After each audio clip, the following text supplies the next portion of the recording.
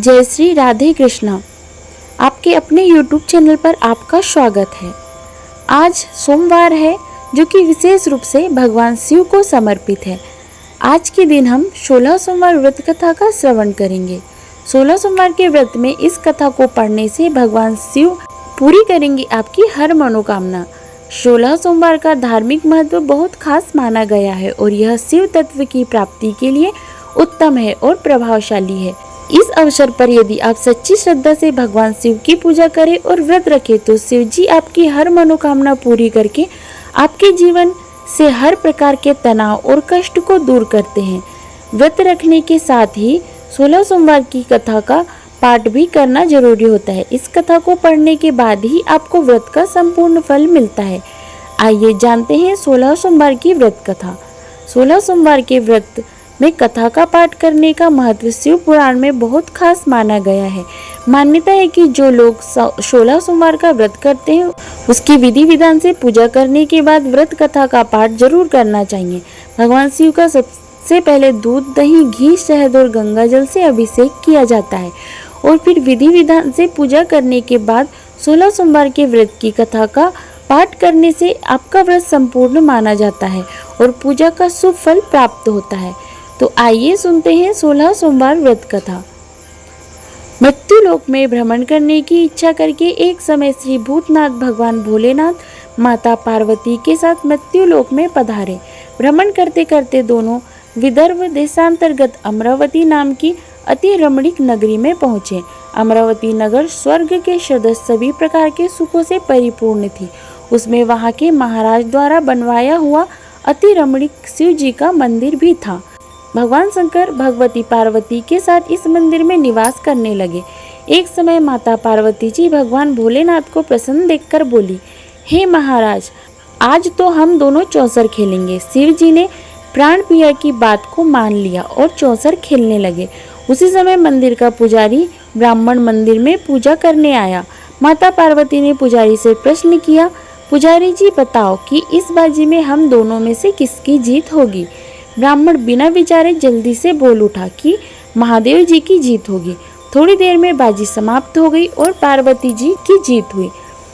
पार्वती जी को बहुत गुस्सा आया और ब्राह्मण को झूठ बोलने के अपराध के कारण श्राप देने चली।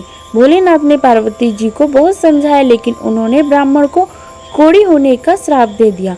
कुछ समय बाद पार्वती जी के श्रापवश पुजारी के शरीर में कोढ़ पैदा हो गया। वह बहुत अधिक दुखी रहने लगा। पुजारी को कष्ट भोगते हुए जब बहुत दिन गुजर गए तब एक दिन देवलोक की अप्सराएं शिव जी की पूजा करने के लिए उस मंदिर में पधारी। पुजारी के कोढ़ के कष्ट को देखकर उन्हें बड़ी दया आई। उन्होंने उससे रोग होने का कारण पूछा। पुजारी ने निसंकोच सारी बातें बता दी। वे अप्सराएं बोली, हे पुजारी, अब तुम अधिक दुखी मत होना। 16 सोमवार का व्रत भक्ति भाव से करो। पुजारी ने अप्सराओं से व्रत की विधि पूछी। अप्सराओं ने बताया कि सोमवार को भक्ति भाव से व्रत करो, साफ वस्त्र पहनो, संध्या व उपासना के बाद आधा सेर गेहूं का आटा लो और उसके 3 भाग कर लो। घी, गुड़, दीप, नैवेद्य, पुंगी फल, बेलपत्र, जनेऊ, जोड़ा, चंदन, अक्षत, पुष्प आदि से प्रदोष काल में भगवान शिव की पूजा करो। उसके बाद 3 भागों में से 1 भाग शिव जी को अर्पित करो। बाकी 2 शिव जी का प्रसाद समझकर उपस्थित लोगों में बांट दो और आप भी प्रसाद समझकर खाओ। इस विधि से 16 सोमवार व्रत रखो। 17वें सोमवार को 5 सेर पवित्र गेहूं के आटे से बाटी बनाओ। उसमें घी और गुड़ मिलाकर चूरमा बनाओ। भगवान भोलेनाथ को भोग लगाकर उपस्थित भक्तों में बांट दो। इसके बाद कुटुंब सहित प्रसाद लो तो शिव जी की कृपा से उसकी सभी मनोकामनाएं पूरी हो जाती है। ऐसा कहकर अप्सराएं स्वर्ग को चली गई। ब्राह्मण ने यथाविधि 16 सोमवार व्रत किया तथा भगवान शिव जी की कृपा से रोग से मुक्ति पाकर आनंद से रहने लगा। कुछ दिन बाद शिव जी और पार्वती जी उस मंदिर में पुनः पधारे। ब्राह्मण को निरोग देखकर पार्वती जी ने ब्राह्मण से रोग से मुक्त होने का उपाय पूछा। ब्राह्मण ने 16 सोमवार व्रत कथा सुनाई। पार्वती जी बहुत प्रसन्न हुई। ब्राह्मण से व्रत विधि पूछकर स्वयं भी व्रत करने के लिए तैयार हो गई। व्रत करने के बाद उनकी मनोकामना पूरी हुई और उनके रूठे बेटे स्वामी कार्तिकेय स्वयं माता के आज्ञाकारी हुए। कार्तिकेय जी को अपना यह विचार परिवर्तन का रहस्य जानने की इच्छा हुई। वे माता से बोले, हे माता, आपने ऐसा कौन सा उपाय किया जिससे मेरा मन आपकी ओर आकर्षित हो गया। पार्वती जी ने वही 16 सोमवार व्रत कथा उनको सुना दी। कार्तिकेय जी ने कहा, इस व्रत को मैं भी करूंगा क्योंकि मेरा प्रिय मित्र ब्राह्मण बहुत दुखी दिल से परदेश गया है। मेरी उससे मिलने की बहुत इच्छा है। कार्तिकेय जी ने भी इस व्रत को किया और उनका प्यारा मित्र मिल गया। मित्र ने इस आकस्मिक मिलन का भेद पूछा तो कार्तिकेय जी बोले कि मित्र, हमने तुम्हारे मिलने की इच्छा करके 16 सोमवार का व्रत किया था। अब तो ब्राह्मण मित्र को अपने विवाह की चिंता हुई। उसने कार्तिकेय जी से व्रत की विधि पूछी और यथाविधि व्रत किया। व्रत के प्रभाव से जब वह किसी कार्य से विदेश गया तो वहां के राजा की लड़की का स्वयंवर था। राजा ने प्रण किया था कि जिस राजकुमार के गले में सब प्रकार से श्रृंगारित हथीनी माला डालेगी, मैं उसी के साथ अपनी प्यारी बेटी का विवाह कर दूंगा। शिव जी की कृपा से वह ब्राह्मण भी उस स्वयंवर को देखने की इच्छा से राज्यसभा में एक ओर जाकर बैठ गया। नियत समय पर हथीनी आई और उसने जयमाला उस ब्राह्मण के गले में डाल दी। राजा ने अपनी प्रतिज्ञा के अनुसार बड़ी धूमधाम से अपनी कन्या का विवाह उस ब्राह्मण के साथ कर दिया और ब्राह्मण को बहुत सा धन सम्मान देकर संतुष्ट किया। ब्राह्मण सुंदर राजकन्या पाकर सुख से जीवन व्यतीत करने लगा। एक दिन राजकन्या ने अपने पति से प्रश्न किया कि हे प्राणनाथ, आपने ऐसा कौन सा भारी पुण्य किया था जिसके प्रभाव से हथीनी ने सब राजकुमारों को छोड़कर आपको वरण किया। ब्राह्मण बोला, हे प्राण प्रिय, मैंने अपने मित्र कार्तिकेय जी के कथन अनुसार 16 सोमवार का व्रत किया था। उसके प्रभाव से मुझे तुम जैसी रूपवान पत्नी की प्राप्ति हुई। इस व्रत की महिमा सुनकर राजकन्या को बड़ी हैरत हुई। वह भी पुत्र की कामना करके इस व्रत को करने लगी। शिव जी की दया से उसके गर्भ में एक अति सुंदर, सुशील, धर्मात्मा और विद्वान पुत्र उत्पन्न हुआ। माता और पिता ने उस देव पुत्र को पाकर अधिक प्रसन्न हुए और उसका लालन पालन अच्छी प्रकार से करने लगे। जब पुत्र समझदार हुआ तो एक दिन उसने अपनी माता से प्रश्न किया कि हे माँ, तुमने कौन सा व्रत और तप किया है जो मेरे जैसा पुत्र तुम्हारे गर्भ से उत्पन्न हुआ। उसकी माता ने 16 सोमवार व्रत की कथा पुत्र को बताई। पुत्र ने सब तरह के मनोरथ पूरे करने वाले इस सरल व्रत को सुना तो वह भी राज्याधिकार पाने की इच्छा से हर सोमवार को यथाविधि यह व्रत करने लगा। व्रत शुरू करने के बाद एक देश में वृद्ध राजा के दूतों ने आकर उसको राजकन्या के लिए वरण किया। राजा ने अपनी बेटी का विवाह ऐसे सर्वगुण संपन्न ब्राह्मण युवक के साथ करके बड़ा सुख प्राप्त किया। वृद्ध राजा के दिवंगत हो जाने के बाद इसी ब्राह्मण को सिंहासन पर बैठाया गया।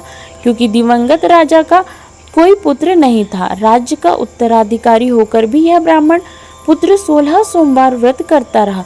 जब 17वां सोमवार आया तो विप्र पुत्र ने अपनी प्रियतमा से पूजन सामग्री लेकर शिव पूजा के लिए शिवालय में चलने को कहा, परंतु उसकी पत्नी ने उसकी आज्ञा की परवाह नहीं की। दास दासियों द्वारा सब सामग्रियां शिवालय में भिजवा दी, परंतु स्वयं नहीं गई। जब राजा ने शिव जी का पूजन समाप्त किया तब आकाशवाणी हुई, हे राजा, अपनी इस रानी को राजमहल से निकाल दे, नहीं तो ये तेरा सर्वनाश कर देगी। यह आकाशवाणी सुनने के बाद राजा के आश्चर्य का ठिकाना नहीं रहा।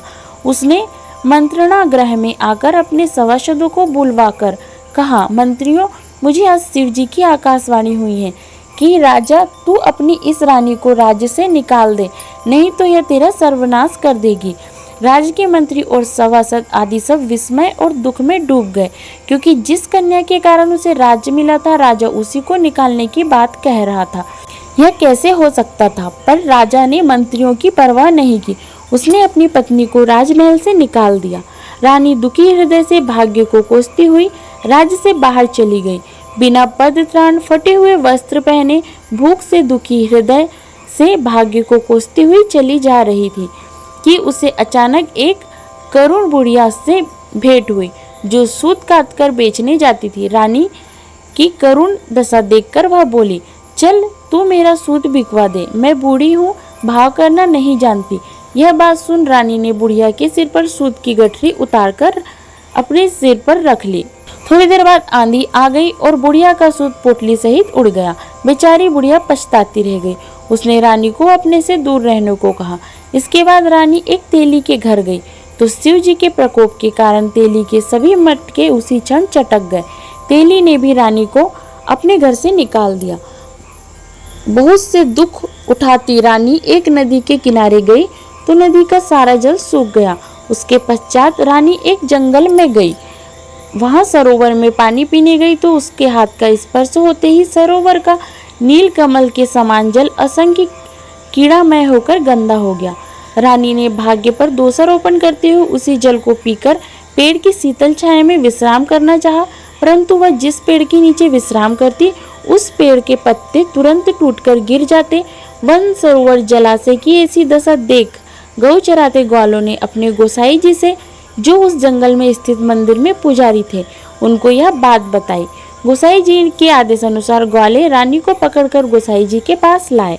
रानी की मुख कांति और शरीर की शोभा देखकर गोसाई जी जान गए कि यह अवश्य कोई विधि की गति की मारी कुलीन स्त्री है। पुजारी ने रानी से कहा, पुत्री, मैं तुमको अपनी पुत्री के समान रखूंगा। तुम मेरे आश्रम में आकर रहो। मैं तुम्हें किसी प्रकार का दुख नहीं होने दूंगा।